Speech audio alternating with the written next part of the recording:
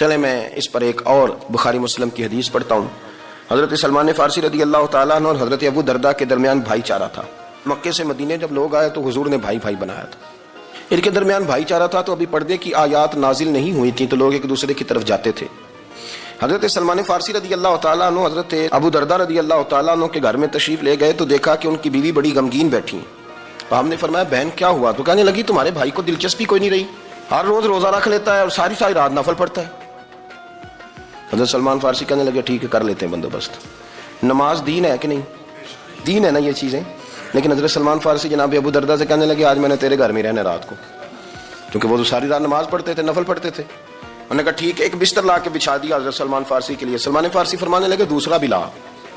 کہا وہ کیا کرنا ہے؟ فرمانے لگے تو نے بھی سونا ہے، میں نے بھی سونا ہے، تو نے بھی سونا ہے، عشاء پڑھیں گے اور پھر دونوں سوئیں گے۔ کہا میں نے تو نماز پڑھنی ہے۔ فرمایا تہجد کے وقت اٹھ کے پڑھیں گے، اللہ کے رسول بھی رات آخری حصے میں جا کے نماز پڑھتے ادھر ساتھ سلا لیا۔ وہ تھوڑی کو دیر سوئے، اب عادت تھی ساری رات اٹھنے کی، ذرا اٹھنے لگے بستر سے تو حضرت سلمان فارسی فرمایا چپ کر کے سو جا، وہ بڑی رات پڑی ہوئی ہے، چپ کر کے سو جا۔ وہ لیٹ گئے، پھر اٹھنے لگے تو فرمایا سو جا چپ کر کے، بڑا ٹائم ہے۔ سحری کے وقت اٹھے، نفل پڑھے، ان کا ارادہ تھا روزہ رکھنے کا، تو فرمانے لگے کل رکھا تھا نا نفلی روزہ، جی رکھا تھا، پرسوں بھی رکھا تھا، ترسوں بھی رکھا تھا۔ فرمایا آج نہیں رکھنا، آج میں تیرا مہمان ہوں، سارا دن کٹھے مل کے روٹیاں کھائیں گے، آج نہیں روزہ رکھنا، سلا دیا۔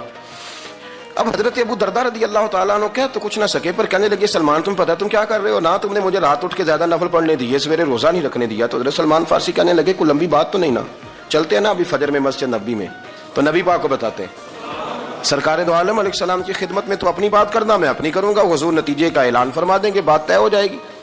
حاضر خدمت ہوئے، عرض کی یا رسول اللہ صلی اللہ تعالیٰ علیہ وسلم یہ ساری رات نفل پڑھتے ہیں، ہر روز روزہ رکھتے ہیں، ان کی اہلیہ غمگین بیٹھی ہیں، حکم فرمائیں۔ تو نبی پاک صلی اللہ علیہ وسلم نے فرمایا پھر ہوا کیا؟ یا رسول اللہ میں نے رات سلایا ہے، سحری میں اٹھایا ہے، سویرے روزہ نہیں رکھنے دیا۔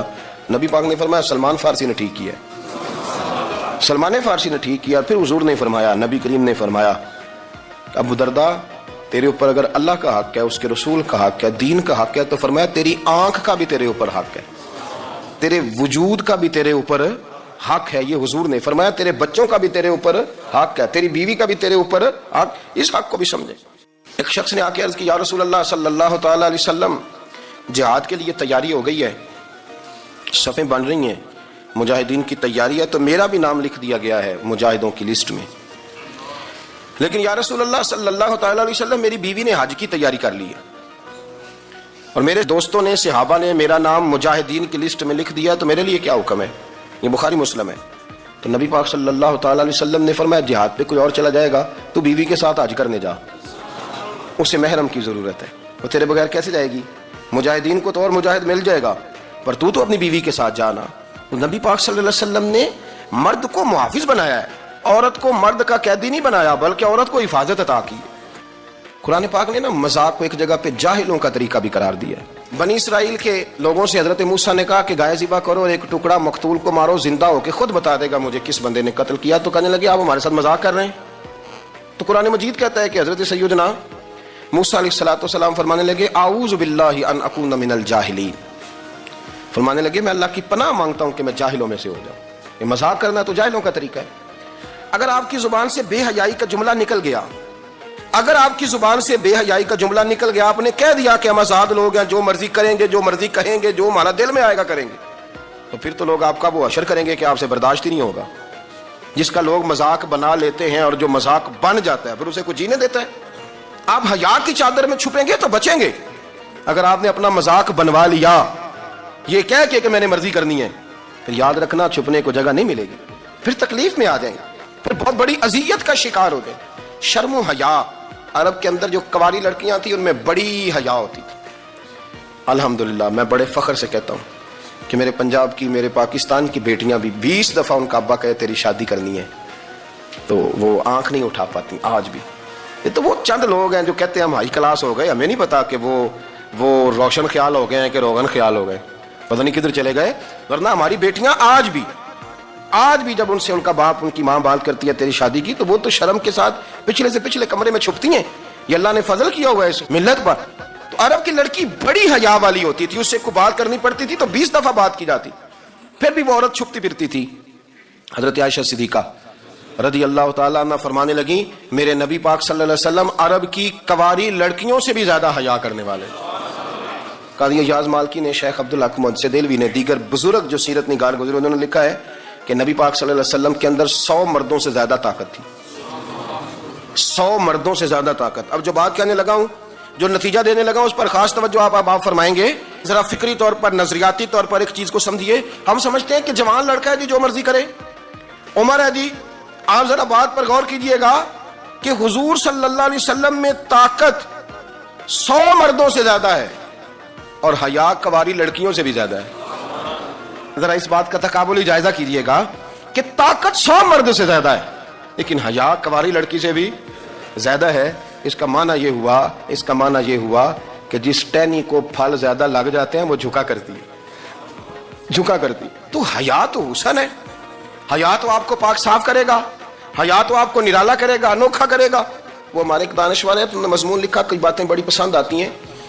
وہ کہتے ہیں کہ میری اہلیہ، ان کو بھی کسی نے مس گائیڈ کر دیا تھا، حالانکہ اچھی خاتون ہے، کسی نے مس گائیڈ کر دیا. تو وہ بھی سماجی اور ویلفیئر اور یہ خواتین کو شوق ہوتا نا بننے کا، تو وہ بھی سماج کے اندر اچھا مقام تلاش کرنے کے موڈ میں آ گئی. تو کئی ایک دن جانا تھا تو بڑی بن سور کے میرے ساتھ وہ گاڑی میں بیٹھ گئی. تو میں گاڑی میں، عورتوں کو یہ بھی مسئلہ ہوتا ہے نا کہ ہماری تعریف کرو، تو کئی دفعہ بعض مردوں بیچاروں کو جھوٹ بولنا پڑتا ہے، تو زبردستی کراتی ہے نا جی. تو اس میں گنجائش بھی دی ہے شریعت نے گنجائش دی ہے کہ کبھی بیوی کو راضی کرنے کے لیے خلاف واقعہ بات کرنی پڑے تو کر لینی چاہیے. تو وہ کراتی بھی ہیں. 3 موقع پر خلاف واقعہ بات کرنے کی اجازت ہے. واقعے کے خلاف بھی آپ بات کر سکتے ہیں. جنگ کے موقع پر 2 لوگوں کو صلح کرانے کے لیے اور بیوی کو راضی کرنے کے لیے کر لیں کوئی ایسی بات، بے شک اپنی طبیعت پہ جبر کر کے کر لیں، گنجائش ہے، اجازت ہے. تو وہ کہتے ہیں جب وہ گاڑی میں میرے ساتھ بیٹھی بن سور کے، تو وہ تقاضا کرنے لگی کہ میں نے بڑے اچھے کپڑے پہنے ہیں پر آپ نے توجہ نہیں کرائی. وہ سیاںا بندہ تھا، وہ چاہ رہا تھا کہ میری خاتون سمجھ جائیں. وہ کہتے ہیں مجھے پتا تھا کہ بیچاری مس گائیڈ ہو گئی ہے، دل کی بڑی اچھی ہے، سیانی ہے، لیکن اس کو کچھ خواتین نے، کچھ لوگوں نے مل کے اس کا ذہن غلط کر دیا ہے کہ سماج میں نکلو، باہر جاؤ، کام کرو، فلاں کرو، اپنی مرضی سے جیو. تو میرے ساتھ گاڑی میں بیٹھی کہیں جانے کے لیے، تو مجھ سے کہنے لگی کہ آپ نے میری طرف توجہ ہی نہیں کی، آپ نے کوئی ذکر ہی نہیں کیا کہ میں کیسی لگ رہی ہوں. تو وہ کہتے ہیں میں نے اسے کہا کہ اگر تو ناراض نہ ہو تو پھر میں صحیح والی تعریف کر دوں. تو اس نے کہا کہ آپ کر دیں. تو کہتے ہیں میں نے درد سے اور خلوص سے اپنی بیوی سے کہا، خلوص کے ساتھ میں نے کہا میں تو روز گھر ہوتا ہوں، روز شام کو گھر ہوتا ہوں، اگر تو میرے لیے تیار ہوتی تو میں تیری تعریف کرتا، لیکن آج تو باہر جانے کے لیے تیار ہوئی، تو پھر ان سے تعریف کی امید رکھ جن کے لیے تو نے تیاری کی ہے. میرے لیے تیاری کرتی تو میں تو ہر شام تیرے پاس ہوتا ہوں. کہتے وہ میرے لفظوں میں درد تھا تو وہ بھی رو پڑی. کہنے لگی آپ گاڑی روک دیں، مجھے باہر جا کے کسی کو راضی نہیں کرنا، میں نے اسے راضی کرنا ہے جس کو رب کریم نے میرا شوہر بنایا اور میرے لیے منتخب کیا ہے، میرے ماں باپ کو. میں واپس لوٹتی ہوں. یہ ایک پہلو ہے سلگتا ہوا، اس کو سمجھا جائے. نبی پاک صلی اللہ علیہ وسلم اپنے چچا حضرت عباس کے ساتھ خانہ کعبہ کی تعریف میں مصروف تھے. تو عرب کے لوگ چونکہ لمبا کرتا پہنتے تھے پیروں تک، تو نیچے اگر کسی وقت کوئی چیز نہیں بھی ہوتی تھی تو کسی کو وہ نظر نہیں آتی تھی، چونکہ پردہ رہتا تھا، ایک لمبا کرتا پہنا ہوا ہوتا تھا. تو جب بچے، سرکار کی عمر مبارک بھی ابھی تھوڑی تھی، تو اس طرح بچے جب نکلتے تو وہ کئی دفعہ اپنی تہمت اتار دیتے نیچے سے، اور کوئی مزدوری کرنے لگتے تو 3-4 طے کر کے تہمت کی کندھے پہ رکھ لیتے. جس طرح کبھی دیہاتوں میں لوگ کپڑا سر پہ رکھتے تھے کہ اوپر اگر کوئی وزنی چیز رکھیں گے تو وہ تکلیف نہیں دے گی. نبی پاک صلی اللہ علیہ وسلم بھی سب لوگوں کے ساتھ خانہ کعبہ کی تعمیر میں شامل تھے. تو حضرت عباس رضی اللہ تعالیٰ عنہ نے کہا حضور سے، ابھی اللہ نے نبوت بھی نہیں فرمایا تھا، بھتیجے آپ بھی تہمت اتاریے، یہ صحیح مسلم میں حدیث موجود، اور اس کو کندھے پہ رکھ لیجیے، آپ اینٹیں اٹھا کے لا رہے ہیں تو ذرا آپ کو تکلیف نہیں ہوگی. تو سرکار دو عالم صلی اللہ علیہ وسلم سے یہ بات کہی اور پھر جلدی سے حضور کی تہمت کو نکال کے حالانکہ لمبا کرتا پہنا ہوا ہے، تو وہ جیسے ہی ان کے کندھے پہ رکھا اینٹیں رکھنے کے لیے، تو سرکار تو زمین پہ گر گئے، بے ہوش ہو گئے، آنکھیں آسمان کی طرف. اور پھر حضور پکار رہے ہیں آزاری آزاری آزاری، میرا تہمت دے دو، میرا تہمت دے دو. کبھی کوئی شخص اس وجہ سے بھی بے ہوش ہوا ہے کہ میرے وجود سے کپڑا اتر گیا ہے، حالانکہ سرکار پر وہ بے ہوشی بھی نبی پاک کا وہ جو غلبہ ہے نا شرم و حیا کا، اس کی وجہ سے ہوئی. ورنہ تو حضور فرماتے ہیں کہ میری آنکھیں سو جاتی ہیں، دل تو میرا اس عالم میں بھی جاگتا رہتا ہے. تو سرکار زمین پہ تشریف لے آئے، آنکھیں میرا تہمت دے دو، میرا تہمت دے دو. تو جلدی سے انہوں نے تہمت دیا تو حضور نے باندھ لیا.